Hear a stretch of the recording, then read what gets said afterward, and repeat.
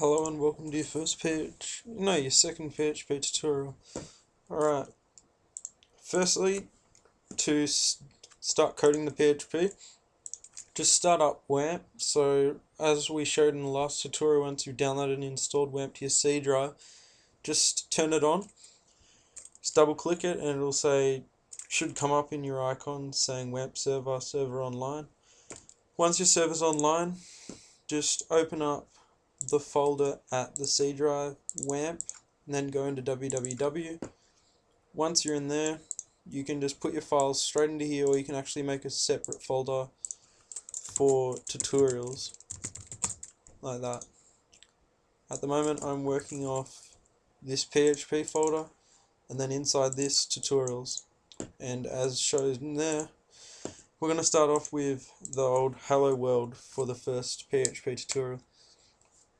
Okay, you might be thinking how to start and end your PHP code. First, you just want to start it like that and end it like this.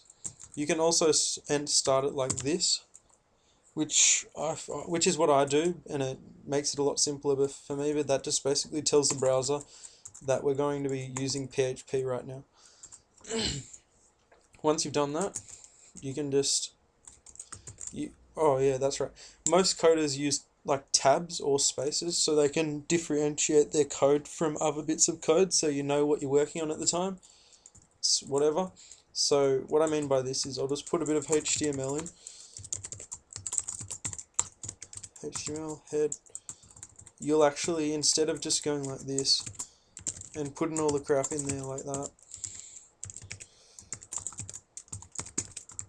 see, after a while, if you just put it all on a flat line like that, you're actually going to start to, it's just going to get confusing, right? So look at that, that looks fairly confusing to me, but if you tab it up, as I said, like this, put the title on a single line, like that, and you tab it up, and put spacing in it, that's a lot more understandable. I can understand that that's HTML, there's the body, there's the head with the title in it. It looks a lot more understandable. So yeah, that's just a tip. Always use tabs to make your code more organized. And let's get on to the hello world. Alright. To write stuff on the screen in PHP, you use the echo statement or the print statement. Print like that. So you can use the print or the echo.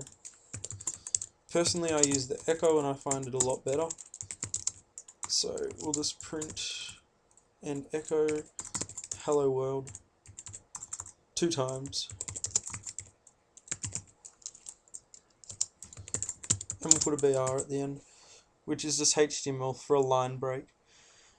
So obviously the print has to have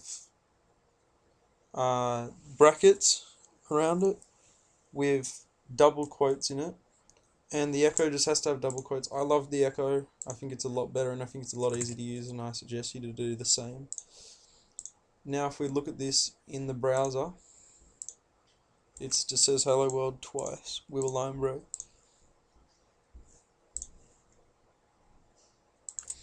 And this is how you print statements or echo statements on the screen, whatever one. And I'll actually teach you about variables this lesson as well, because I don't want to have it too short. Variables are just places, variables just store information. To initialize a variable, you use a $.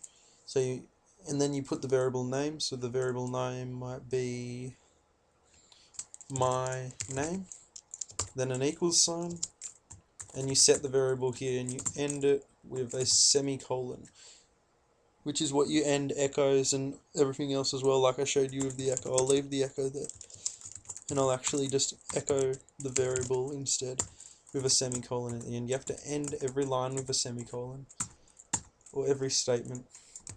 So my name equals Brent. We'll put a BR. So it's going to echo this variable, which is equal to Brandon, because we set it up here. Alright, let's test this out. It echoed Brandon. Okay, so that's how you use variables, and that's how you put messages on the screen with PHP. It's echo, print R if you want, print if you want, like that.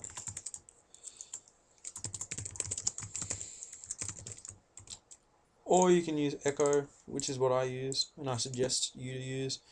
And that's how you make variables. That's how you echo variables. And please click subscribe. Please like the video. Please favorite the video. It helps me a lot, and I'll make more videos if you do.